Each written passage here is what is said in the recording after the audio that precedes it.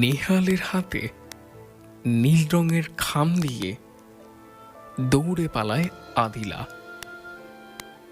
দৌড়ে যাবার পূর্বে মিষ্টি কণ্ঠে নেহালকে বলছিল, শুনুন, এটা পড়বেন কিন্তু। নেহালকে কিছু বলার সুযোগ না দিয়ে পালিয়ে যায় আদিলা। নেহাল আদিলাকে ভালোভাবে চিনেও না। এইভাবে অচেনা মেয়ে হঠাৎ সামনে এসে খাম দেয়াতে কিছুটা ভয় পেয়ে যায়। প্রেম টেম নিয়ে কিছু লেখে নাই তো? নেহাল মনে মনে কথাটা ভেবেই খামটা খুলল এবং পাশেই গাছতলায় বসল। নেহাল খাম খুলে একটি কাগজ পায়। কাগজের এপিঠ ওপিঠ উভয় দিকেই লেখা ছিল। নেহাল প্রথমেই মুচকি হাসে আর গুনগুন করে বলে ওঠে, লেখাটা ভারী সুন্দর। নেহাল কিছুটা হলেও বুঝতে পারছে এখন কারো মনের মধ্যে জমে থাকা কথাগুলো সে জানবে। নেহাল চিঠিটা পড়তে শুরু করে।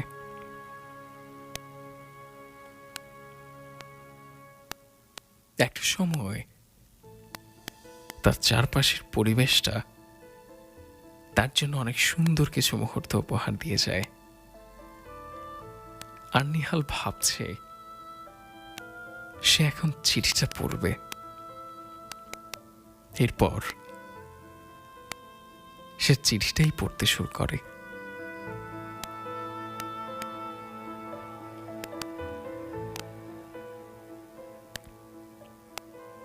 আমি আফিফা আদিলা। অবাক হচ্ছেন কি? আমি আপনার অজান্তে গড়ে ওঠা একটা প্রিয়সী। আপনাকে দেখে প্রতিটা সকাল আমার শুরু হয়। ভাবছেন কিভাবে? লাল দুতলা বাসাটা আমাদের, আর বেলকনিতে বসে আপনাকে দেখি প্রতিটা সকাল। প্রতিদিন দেখতে দেখতেই আপনার অজান্তে আপনাকে ভালোবেসে ফেলেছি। এটাই আমার শুরু। ঠিক যেন হঠাৎ বৃষ্টি এসে ভিজিয়ে দেওয়ার মতো আপনি এসেছেন আমার জীবনে। দীর্ঘ 14 মাস ধরে দেখে আসছি আপনাকে। প্রথম যেদিন আপনাকে দেখি সেদিন খুব করে হেসেছিলাম। জানেন কেন? আসলে সেদিন আপনার পরনে সাদা লুঙ্গি ছিল। সেদিন রাস্তা দিয়ে যেতে যেতে দেখি আপনার এই সাদা লুঙ্গি পরা অবস্থা। তখন খানিকটা হেসে গড়াগড়ি খাচ্ছিলাম বেলকনিতে। তবে বিষয়টা এখানে শেষ হয়ে যেত সব। কিন্তু পরদিন সকালেও আপনি এই রাস্তায়। এভাবে করে 14টা মাস কেটে গেল। আপনাকে অল্প কিছুক্ষণ দেখতে পেতাম, একটু অল্প করে আপনার প্রেমে পড়ে যায়। জানেন তো, চাঁদটাকেও অল্প দেখলে মন ভরে না, দীর্ঘ সময় নিয়ে দেখতে হয়। তবে তাতে করে ক্লান্তি আসে না, এটাই সত্যি। তাহলে চাঁদের প্রতিটা ভালোবাসা এবং এই স্বল্প সময় দেখার যে ভালোবাসা, তার ফলে হয়তো এই ভালোবাসাটা আরো দ্বিগুণ হয়, হয়তো তার থেকেও বেশি। কিন্তু আপনাকে অল্প অল্প করে দেখে ভীষণভাবে আপনাতে হারিয়েছি আমি। আপনি ছিলেন আমার কাছে একটি ফুল ফোটার মতো। সকালে ফুটতেন, আবার বিকেলে ঝরে যেতেন। সকাল ছাড়া আপনাকে দেখিনি। বিকেলে বসে থাকতাম বেলকনিতে, কিন্তু পেতাম না আপনার দেখা। ফুল ঝরলে মাটিতে পাওয়া যেত, কিন্তু আপনি সকালে ফুটতেন এবং ঝরতেন না। আপনার জন্য আজও আমি অপেক্ষায়। জানেন, আপনি আপনার চলে যাওয়া দীর্ঘ রাস্তা পর্যন্ত আমি ভিডিও করে রাখতাম। এইভাবে প্রতিদিনই চলতো। অনেক ভেবে দেখলাম আপনার প্রতি আমার ভালোবাসাটা আপনাকে জানিয়ে দেয়া প্রয়োজন। তাই খানিকটা ভয়কে জয় করে মনে জমে থাকা কথাগুলো এই কাগজে আবদ্ধ করলাম। এতক্ষণে নিশ্চয়ই বুঝতে পেরেছেন আমি কতটা আপনাকে নিয়ে মগ্ন। যদিও না বুঝে থাকেন তাহলে পুরো চিঠিটা শেষ পর্যন্ত পড়বেন, তাহলেই বুঝবেন। আপনি আমার বসন্ত। 14 মাসের প্রতিটা দিনই আপনাকে নতুন বসন্তের মতো দেখতাম। আপনি আমার নিজস্ব চাঁদ। আকাশের চাঁদে এতটা মগ্ন থাকে না আপনাতে যতটা মগ্ন আমি। আপনি আমার জন্য এটুকুই। আপনার নাম এখনো আমি জানি না, কখনো কথাই তো হয়নি, নাম জানবো কিভাবে? তবুও আপনার একটা নাম দিয়েছিলাম আমি চাঁদ। আপনি ছিলেন আমার দিনের আকাশের চাঁদ। আপনাকে দেখার পর এই চাঁদটাকে হয়তো আর কখনোই দেখা হয়নি। আপনি ভাবছেন অনেক আভিজাভি কথা লিখছে আমি। জানেন, আপনাকে জানার অনেক আগ্রহ। প্রতিদিন এই রাস্তার বুকে হেঁটে কোথায় হারান, যেখান থেকে দিনে আর ফেরেন না। কাল সব জানবো আপনার কাছ থেকে। আজ না হয় আমার মনে জমে থাকা কথাগুলোই আপনাকে বলি। আসলে লজ্জা বলতে কিছু নেই আমার মধ্যে, তাই তো আপনাকে ভালোবাসি কথাটা লিখে ফেললাম কাগজে। কিন্তু আমি অনেক লজ্জাবতী, জানেন। এই যে নিজের মনের কথাগুলো লিখে বলতে হচ্ছে আপনাকে, সামনাসামনি একটা শব্দও বলতে পারতাম না। তাই এই পন্থা অবলম্বন করলাম নিজ মনের কথা জানাতে। আর জানেন, আপনি যদি চিঠি পড়ে আমায় ভালোবেসে ফেলেন, তাহলে নিশ্চয়ই আপনি চিঠিটা বুকে জড়িয়ে নেবেন আমার প্রতিটা অনুভূতিগুলো। এই কথাগুলো হয়তো মুখে বললে হয়তো কখনো জড়িয়ে নিতে পারতেন না। আমার বিশ্বাস আপনার জীবনে এখনো কেউ আসেনি। এটাও বিশ্বাস আপনি আমাকে ফিরিয়ে দেবেন না কখনো। আর যদিও ফিরিয়ে দেন, তাহলে হারিয়ে যাব ধানের শীষের জমে থাকা শিশিরের মতো। যদি ফিরিয়ে দেন তাহলে চুপ হয়ে যাব মৃত নদীর মতো। তবুও বিশ্বাস আপনিও আমাকে ভালোবাসবেন। কেন জানি মনে হচ্ছে আপনি আমায় ঠিক ভালোবাসবেন। আপাতত আর কিছু লেখার প্রয়োজন মনে করছি না। কাল তো আবার দেখা হবে। কাল আপনার মুখ থেকে আপনার মনের কথাগুলো শুনব। ভালোবাসি আপনাকে, খুব ভালোবাসি। আমাদের শুধুই আপনি, শুধুই আপনি। ইতি, আপনার প্রেয়সী।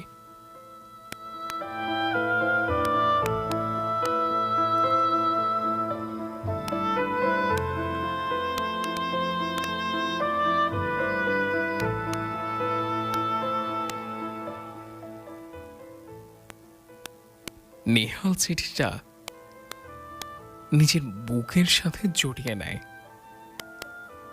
নেহালের মনে খুশির জোয়ার বইছে। নেহাল কখনো ভাবেনি তাকে কেউ ভালোবাসবে। নেহাল দেখতে খুব সুন্দর, যে কোনো মেয়েই তার প্রেমে পড়বে, কিন্তু নেহালের মা বাবা কেউ নেই। নিজের আপুর সাথে একটা বিশাল বাসায় ভাড়া থাকে। নেহালের পড়ালেখার খরচ চালাতে গিয়েই বাবা মায়ের সব টাকা শেষ করে দেয় নেহালের আপু। আদিলার বাসার সামনে চলে যাওয়া রাস্তার বুক দিয়েই হেঁটে যায় এই আমি টিউশনি করতে, আর গভীর রাতে ফিরি। নেহাল আর আপুর বাসা ছাড়া আর কিছু নেই। নেহালের আপু এখনো বিয়ে করেনি নিজের ভাইয়ের কথা ভেবে। নেহাল আজ খুব খুশি। এমন একজন মেয়েকে আপন করে পাওয়া সত্যিই ভাগ্যের। তাকে ভেবেই 14 মাস কাটিয়ে দিয়েছে মেয়েটা। চোখ বন্ধ করে ভালোবাসা যায় এই মানুষটাকে। নেহাল আজ আর টিউশনিতে যায়নি। এমন খুশির খবর নিজ আপুকে তো জানাতেই হবে। নেহাল আবার ফিরে আসে বাসার দিকে। লাল বাসার সামনে এসে মুচকি হেসে তাকায়। এই প্রথম মন দিয়ে বাসাকে দেখছে। এর পূর্বেও দেখেছে। লাল রং দেখে ভাবত নেহাল, বাসার রং কখনো লাল হয় নাকি? বাসার ঠিক সামনে আসতেই নেহাল আদিলাকে বেলকনিতে দাঁড়িয়ে থাকতে দেখে। নেহালকে দেখে আদিলা দৌড়ে রুমে ঢুকে যায়। নেহালও খানিকটা লজ্জা পেয়ে দ্রুত হেঁটে রাস্তা অতিক্রম করে। আদিলাকে অল্প সময় দেখেও চেহারাটা ঠিক মনে রাখতে পারেনি। নেহাল ভাবল কাল মন ভরে দেখা যাবে।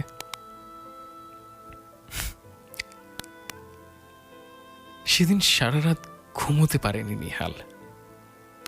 নিজের সাথে আপুকে ঘুমাতে দেয়নি। সারাক্ষণ আদিলার কথা ভেবেছে। নেহালের আপুও খুব খুশি, যত তাড়াতাড়ি সম্ভব বউ করে নিয়ে আসবেন। নেহাল তার আপুকে একটু পরপরই আদিলার কথা বলছে। কালকে কি বলবে আদিলাকে, সব নিজের আপুকে বলছে। নেহালের আপু নেহালের মুখে এতটা হাসি দেখে আজ সত্যিই খুব আনন্দিত। সকাল 8টায় নেহাল নিজের আপুর কাছ থেকে বিদায় নিয়ে চলে যায়। আদিলাকে বলবে নিজের মনের কথা। আদিলা কেমন খুশি হবে সে কথা ভাবতেই নেহালের অন্যরকম ভালো লাগা কাজ করছে। নেহাল যতটা পথ আগাচ্ছে ততটাই ভালো লাগা আবার ভয় কাজ করছে। কিভাবে কথা বলবে? যতই হোক অচেনা মেয়ে বলে কথা। নেহাল লাল বাসার সামনে আসতেই ভেতরটা কেমন জানি নড়ে চড়ে উঠল। বাসায় অনেক মানুষের ভিড়। বাসার গেটের সামনে গিয়ে অনেক মানুষের ভিড় দেখে ভেতরে যাওয়ার ইচ্ছে হয় নেহালের। কিন্তু আদিলা যদি ওকে দেখে তাহলে ও কি ভাববে? নেহাল অনেকক্ষণ বাসার সামনে দাঁড়িয়ে থাকে। মানুষ আসছে যাচ্ছে, ভেতরে যাওয়ার সাহস পাচ্ছিল না। শেষমেশ নেহাল আর নিজেকে ঠিক রাখতে পারেনি। ভেতরে ঢুকে যায় সে। বাগানে অনেক মানুষ। নেহাল একজনকে জিজ্ঞেস করে, এক্সকিউজ মি ভাই, এখানে কি কোনো অনুষ্ঠান হচ্ছে? নেহালের প্রশ্ন শুনে কিছুক্ষণ তাকিয়ে থাকে, তারপর লোকটি বলে, ভেতরে গেলেই দেখতে পাবেন। নেহাল আস্তে আস্তে সামনের দিকে যেতে থাকে। নেহাল সব মানুষের মধ্যে মন খারাপের আভাস দেখতে পাচ্ছে। নেহাল বাসার ভেতর ঢুকতেই অবাক হয়ে যায়। সাদা কাপড় দিয়ে 3টে লাশ ফ্লোরে রাখা হয়েছে। লাশের সামনে পুলিশ সহ অনেক মানুষ। নেহাল এমন দৃশ্য দেখে আজ যেন নিজের চোখে বিশ্বাস করাতেই পারছে না। এমন কিছু হবে সে বিশ্বাস করতে পারছে না। আস্তে আস্তে হেঁটে 3টি লাশের সামনে যায় সে। লাশগুলো দেখার পূর্বে নেহাল একজন বয়স্ক লোককে জিজ্ঞেস করে জানতে পারে এই বাসার 4 জন সদস্যদের মধ্যে 3 জনকেই কাল রাতে ডাকাত দল খুন করেছে। একজনকে হসপিটালে নেওয়া হয়েছে।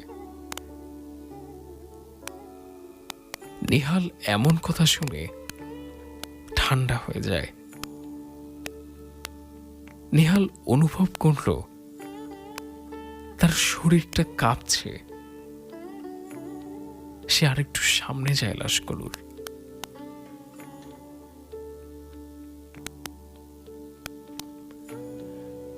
একজন এক এক করে লাশগুলোর মুখ দেখাচ্ছে। শেষের লাশটা দেখে কালকের আদিলার মতো লাগে নেহালের কাছে। বুঝতে সমস্যা হয়নি, এটাই আদিলা। আদিলা বলে চিৎকার দেয় নেহাল। সাথে সাথেই মাটিতে ঢলে পড়ে নেহাল আদিলার মুখের উপর। নেহালের চোখ জোড়া বেয়ে পানি পড়ছে। পাথর হয়ে জড়িয়ে ধরে আছে আদিলাকে। একজন পুলিশ এসে নেহালকে তুলে ধরে দাঁড় করায়। পুলিশ অফিসার নেহালকে অনেক প্রশ্ন করেছে, কিন্তু নেহাল কোনো কথা বলতে পারছে না। শুধু হাত দিয়ে নিজের পকেটের দিকে ইশারা করে। পুলিশ নেহালের পকেটে হাত দিয়ে আদিলার চিঠিটা পায়। পুলিশ অফিসার চিঠিটা পড়ে কেমন যেন মন খারাপ করে ফেলেন। মনে হয়েছে তার চোখেও পানি। নেহাল আবারও আদিলাকে জড়িয়ে ধরে। এবারে নেহাল কান্না করেনি, অজ্ঞান হয়ে যায়। আদিলা সহ ওর পরিবারের 2 জন মারা গেছে আজ 3 দিন হলো। নেহালের আপু নেহালের এই অবস্থার দেখতে পাচ্ছে না। আদিলার মাকে নিয়ে এসে নেহালের আপন নিজের কাছে। ওর মাই শেষটায় বেঁচে যায়। ওদের কাছে রেখে দেয়া হয়। নেহাল চুপ করে নিজের রুমের মধ্যে শুয়ে থাকে। খাবার দাবার সব ছেড়ে দিয়েছে। সারাক্ষণ আদিলার চিঠিটা বুকে জড়িয়ে বসে থাকে। নেহালের মুখ দিয়ে একটি কথাও বের হয় না। তাকে একটিবার ভালোবাসি বলতে পারিনি আমি। নেহালের আপু কোনোভাবেই নেহালকে স্বাভাবিক করতে পারছেন না। নেহাল আর আদিলার শুরুতেই শেষ সবকিছু। আজ হয়তো একটি সুন্দর সম্পর্ক শুরু হতো, কিন্তু সম্পর্কটা শুরুতেই শেষ। কাল নেহালের মুখে হাসি ছিল, কিন্তু আজ কান্না ছাড়া কিছুই দেখতে পাচ্ছে না নেহালের আপু।